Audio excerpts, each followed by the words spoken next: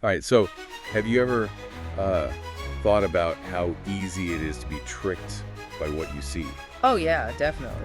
I mean, we all assume what we see is real, right? Right, but what if what we were seeing wasn't actually real at all? Like, what if it was some kind of elaborate trick? Oh, wow. Yeah, now you're getting into some deep philosophical stuff. Yeah, hold on to your hats, because that's exactly what we're diving into today. The world of hyper-realistic silicone masks. Oh, wow. Okay, yeah. So, like, those masks that are so real they can fool, like, anyone. Exactly, and it turns out they're being used in crimes in ways you wouldn't believe. Okay, so this is way more than just, like, Halloween costumes, right? Way more. So we've been reading up on all the latest cases and research on this, and let me tell you, this is some seriously creepy stuff. I bet. I mean, I've seen those masks online, and they're pretty freaky. Like, how do they even make them so real? Well, it's a combination of, like, advanced material science and special effects technology, right? Right. So it's like Hollywood stuff trickling down into, well, I guess the criminal world. Exactly, and that's what makes it so disturbing. Okay, so picture this. You're looking at someone, but it's not actually them. It's a mask. Okay, yeah, that's already pretty unsettling. Right, and it gets worse, because these masks are so good, they can even fool security cameras and facial recognition systems. Whoa, okay, so we're not talking about just like disguises. This is next level stuff. Like, how are the police even supposed to catch anyone? Well, that's the million-dollar question, isn't it? And the stakes are incredibly high. We're talking about wrongful convictions, international fraud, you name it. Okay, I'm hooked. What are some of the craziest cases you've come across? Oh man, where do I even begin? Okay, so there's this case in Ohio, this guy named Conrad Zidzirak. He used a silicone mask to make himself look like a black man while he was robbing banks. Oh, wow. Wait, so he was trying to, like, frame someone else? Yep, and it worked. They actually arrested and convicted an innocent man who just happened to look like the mask. That's messed up. I mean, talk about the ultimate betrayal of trust, right? You think you're seeing one person, and bam, it's someone else entirely. And that's just the tip of the iceberg. Yeah. There was this other case, the Geezer Bandit in California. Oh, yeah. This guy used a mask to make himself look like an old man, and he got away with robbing banks for years. Oh, wow. So he was playing on the whole harmless old man stereotype. Exactly. He knew people wouldn't suspect him because, well, who would suspect a grandpa? That's, pretty clever, I guess, but also really messed up. Totally. And then there was this case in North Carolina where the whole stereotype thing got flipped on its head. Oh, how so? Well, this time, it was a black man who used a mask to make himself look like an old white guy. Oh, wow. Okay, so it's not just about hiding your identity. It's about using these masks to exploit people's biases. You got it.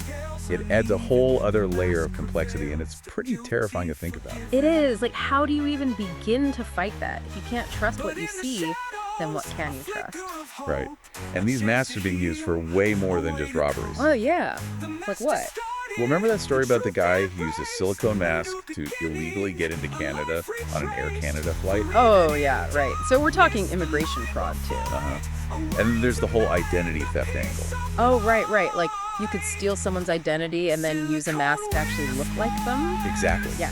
And it can get even crazier. You won't believe this one, but someone actually used a silicone mask to impersonate the French defense minister. Wait, what? Seriously? Seriously. This scammer pretended to be Jean-Yves Le Drian and managed to con people out of millions of euros. Wow.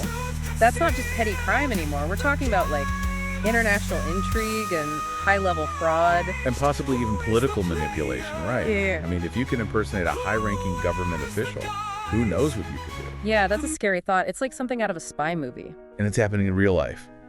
And then there was that case in Brazil where a drug lord's daughter tried to bust him out of prison using a mask that made her look like him. Oh, man, that's some serious dedication and desperation. And then there was this casino case where the criminal used a mask to make himself look older, but he also had a fake ID to match. Oh, wow. So they're combining the masks with other forms of identity theft. Yep, it's like a whole new level of criminal sophistication. So after hearing all this, like, how do we even protect ourselves? If we can't trust our own eyes, what can we trust? It's a tough question. I mean, one of the big things the experts are saying is that we need to raise public awareness, especially among law enforcement. Yeah, they need to be trained to spot these masks, right? Right. And we also need better technology, like ways to detect these disguises that are even more advanced. Makes you wonder if we'll have to start regulating these masks like we do with guns. That's a whole other can of worms, right? But it's a conversation we need to have. Because if we don't, well, who knows what the future holds. It's a scary thought. I mean, we're already living in a world where it's hard to tell what's real and what's fake online. Exactly. And now with these masks, it's spilling over into the real world too. It's like we're living in a science fiction novel or something. It really is. So I guess the takeaway here is be vigilant, question what you see, and maybe don't trust anyone over 6 feet tall wearing a mask. Okay, maybe not that last part. But yeah, it's a crazy world out there, folks. Be careful. Stay safe out there, everyone. And always keep your eyes peeled. You never know who or what might be lurking beneath the surface.